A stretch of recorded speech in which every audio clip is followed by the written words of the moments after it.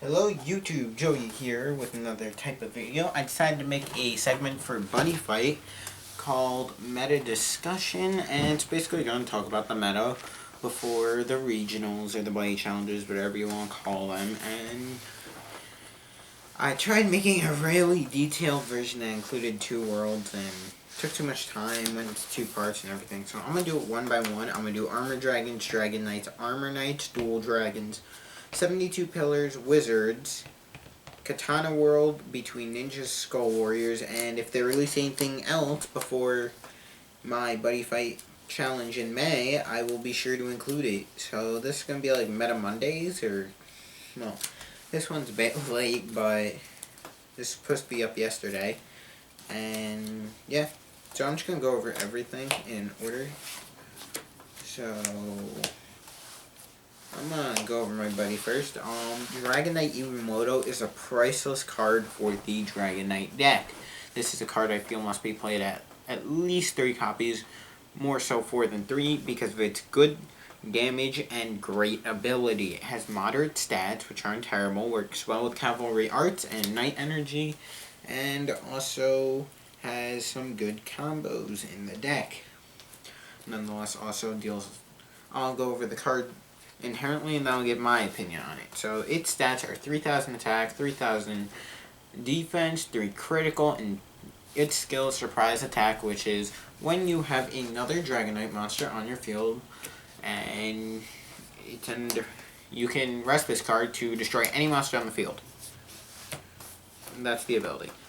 This is a really good ability because you can use it to get rid of a lot of problematic size 3s, and with the addition of set 4 coming in, or set 2, Cyber Ninja Squad, this card's going to be very good because we've got Gale card, we've already got Demon, we've got Armor Knight, Inferno Armor Dragon, the other Purgatory Death Sickle Dragon thingy, Purgatory Knight's Death Sickle Dragon, Super Armor Dragon, Cannon Dragon Buster Cannon Dragon. So a lot of those size 3s are really susceptible to this card, and that helps. Even getting rid of their Soul Guard can be really crucial in certain times. So overall, Iwamoto is a priceless addition to the deck and really helps it out. And next is Dragon Knight El Quijote. Dragon Knight El Quijote is a very good card for the deck. It helps the deck keep its gauge high. It helps keep it, it helps keep the deck rolling and preventing it from slowing down and losing its tempo.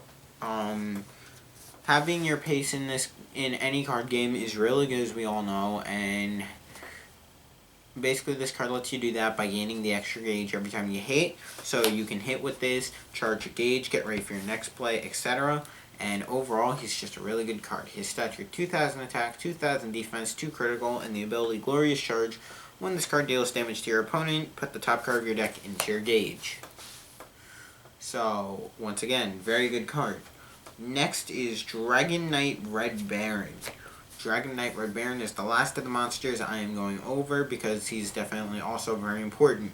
This goes for Armor Dragons with Dragon Knight's Thunder Knight's Halberd Dragon. Halberd Dragon is a size 2 monster, 6,000, 6,000 with the move ability, and Dragon Knight Red Baron is 4,000, 3,000 with the move ability, except Red Baron's size 1. Halberd Knight has 2 or 3 criticals, and Red Baron has 1 critical. And the move cards are really good because they allow you to keep a strong offense with an item in a size 2 monster, and they still allow you to keep your center covered, basically. Because move states at the beginning of each player's battle phase, you can move this card from from its current circle to another open circle. So I can have monster here, item equipped, attack, turn comes, I can put him in the center, he dies or stays, and he acts as a shield. So, overall, very good card, very essential to the deck. Must play at least 3 of each of these in Dragon Knights. These cards help Dragon Knights keep their pace, help keep them living, and also help the deck playing the way it plays. They are essential elements to the deck, in my opinion. For spells, these cards are more interesting than what they really are. These are personal preference cards. You don't have to play these, but I find them interesting. I'm testing this card out. Right now, the tech I'm testing is Slash Strike Drago Slasher. It can only be activated when you have a Dragon Knight in the drop zone. It gives a weapon power plus 5,000 for the turn, and whenever you attack with a weapon, if an opponent's monster has Soul Guard, you can remove a card from that monster's soul. So this card is really good overall for killing monsters like Armor Knight Cerberus, Demon Goldel, Drum Bunker, because if they have that monster in the center, you can deal soul and take it out, or hit the soul, then remove another soul, and then kill it again if you're using Drago Slasher, which is really what you, Drago Anthem, which is what you should be using. And the power plus 5,000 helps get over big size 3s. So let's say I'm playing against dual dragons and they get the new card Gale Karn out. 5,000 plus 5,000 is 10,000. That's a shield right there. So very interesting ways to deal with big monsters. So even if you're just playing it to get over a big monster, power plus 5,000 for free, pretty good. It's basically a 1-for-1 in that instance, but regardless, overall, pretty good, interesting tech I'm trying out, and I recommend you guys try it. Cavalry Academy is a set spell. Cast cost is pay 1 gauge, and it states all Dragon Knight monsters you control gain 1,000 power and 1,000 defense.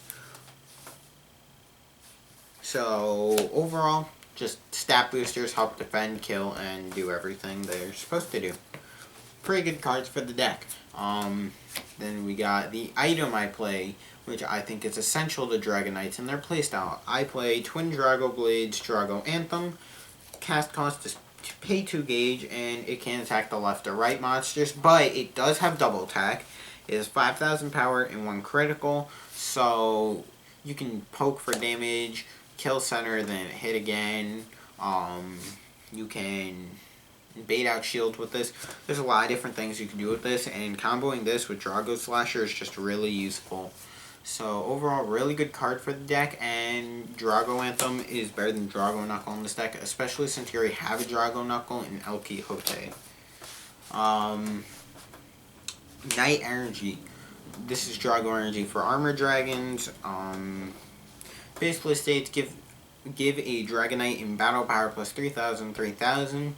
So 3,000 attack, 3,000 defense, and give it counterattack. So if it lives the battle, it can then take out a monster on the field, not the one that attacked, any monster on the field that has less defense or equal to that defense. So remember, counterattack doesn't just target the monster only. Most people usually do it to get rid of that because it's a problem, but you can also get rid of others.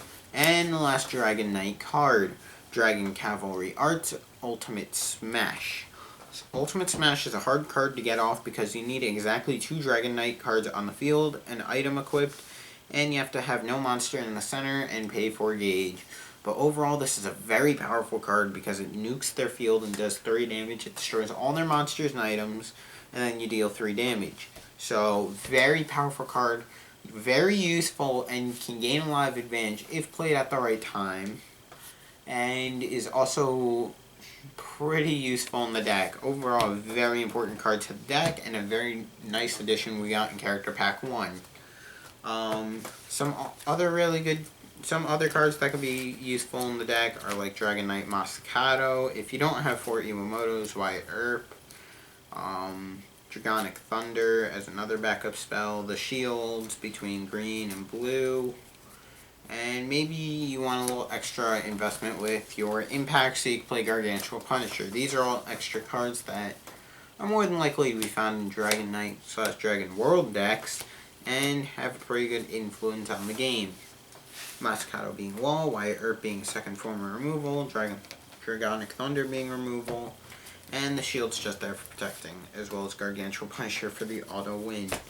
So yeah, that's pretty much my Meta Monday on Dragon Knight. I know this is Tuesday. As I said, the video is kind of messed up after recording. that's split into 2 parts, so I can upload it without having weird uploads and having to do a part 2 and divide it into 2 videos. And I suck at video editing, so can't do anything about that. But overall, I feel like this is a better way to do it too, because before I was putting in 2 worlds. Here I'm putting in archetypes and giving full descriptions of what each card can do in a short amount of time. So tell me what your thoughts are on this segment. Hopefully you guys enjoyed it. Don't forget to like, comment, and subscribe. And thank you for watching. Also, as I said, the question of the day, I'm going to start doing question of the days on segments. So for the question of the day on the first episode of Meta Monday is, what do you think of the episode and what buddy fight challenge are you going to? Or buddy challenge. Just leave your answers down in the comments section down below, as I am curious as to what you are getting. So yeah, thanks for watching, and don't forget to like, comment, and subscribe, and check out our other videos. Joey from TeamBurningInfinitey signing out. Peace.